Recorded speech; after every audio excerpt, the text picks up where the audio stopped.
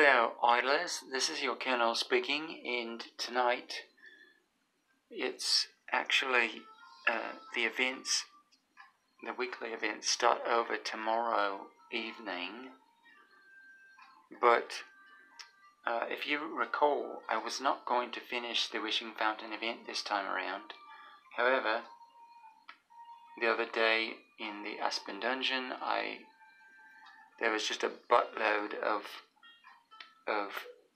wishing coins to be had from the merchants, and for gold and such, and I was able to get enough in order to complete the Wishing Fountain event. So that's what we're going to do tonight, and I've refreshed my wheel here in order to get 250k gold here.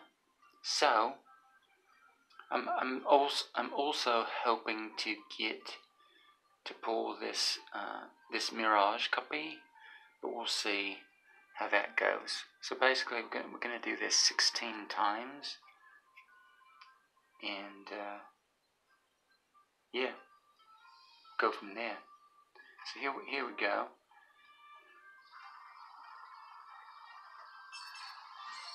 And we pulled the ring there, the orange 1-star ring.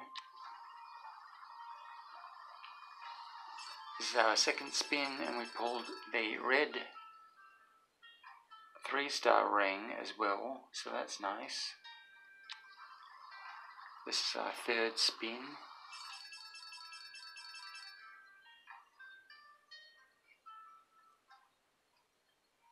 So that's nice, just regular stuff here. And there is our 4-star hero there. So normally I would stop here and just wait another couple of days, wait till the next day and refresh the wheel and get a fresh wheel here. But tonight we gotta finish this, because tomorrow is the end of the event. So we're just gonna push through here. We've gotten all the good stuff except for the Mirage copy, so we'll see how we do now.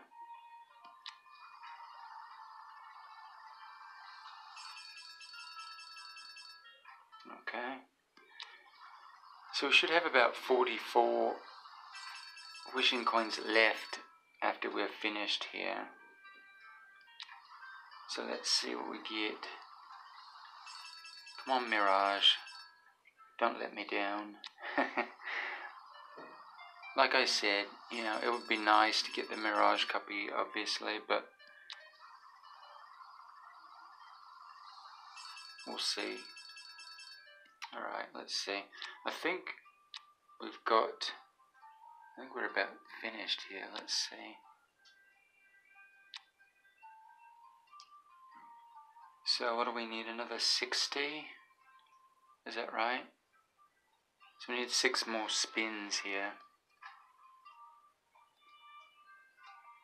Yeah, another 60, so 6 more spins. Do we have enough? Oh, we don't have enough, do we? Well, we can make sure we do it. Let's see here.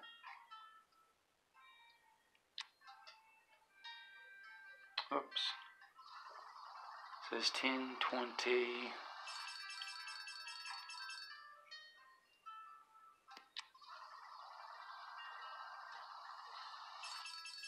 30,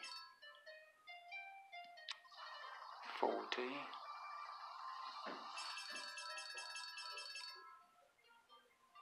50. Is that right? I think that's right. Let's see. Oh, or do we need one more? Let's see.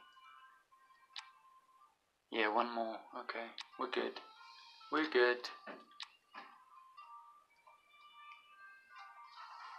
Come on, Mirage. Last chance. Last chance to get in my bag. Okay, well, that didn't happen, so that's alright though. We got our Aiden and our glory relics and wishing coins and all is well. And lastly tonight I just wanted to talk about E4 and E5. I didn't do a video on those just because they came out like the morning after the events reset the night before, and I'd already done a video on the new events, the Wishing Fountain event and such, so I didn't want to do another video immediately, and really, you know, E4 and E5 are pretty self-explanatory anyway, so, you know, I just wanted to, so we'll go over them here really quickly.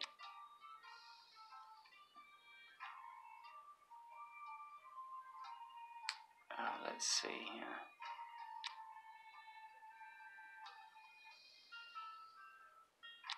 Oh no, here we go. Let's see.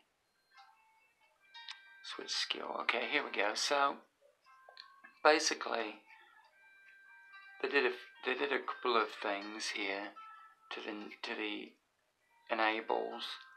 First of all, they added this one here, which is Vitality, on the second tier, and that on E2, I guess. And basically, it just increases the effect of being healed by 15%. I don't know really how useful that is, because basically the only time you'd really use that is maybe against bosses. You know, if you're fighting a boss and, you know, it keeps killing your hero, then, you know, you could throw this enable on and perhaps keep your hero alive a little bit longer if you have a healer, or, you know, even if you have the deer monster, I guess that would help with that as well. But generally, I like to use this, you know, the lethal fight back against bosses. That's generally what I use there. So you know, I guess this could be useful at some point, but it's not really. You know, currently I don't know.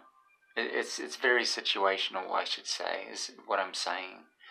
Anyway, so then for E3, they're adding Purify here, which it says will be available soon, so it's not available yet.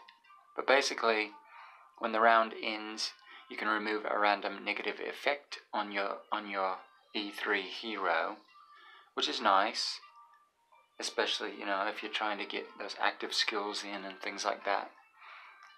And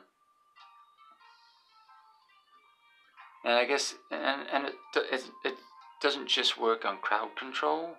You know, it could work on, like, you know, if your hero is weakened, or, you know, has had their attack stolen or things like that. I believe it also works on those types of things, because it just says negative effect, so it could be any of those types of things.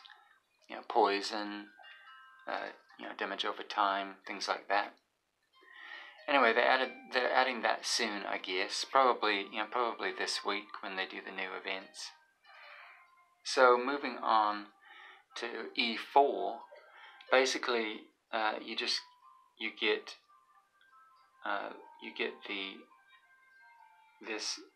the E1 tier over again.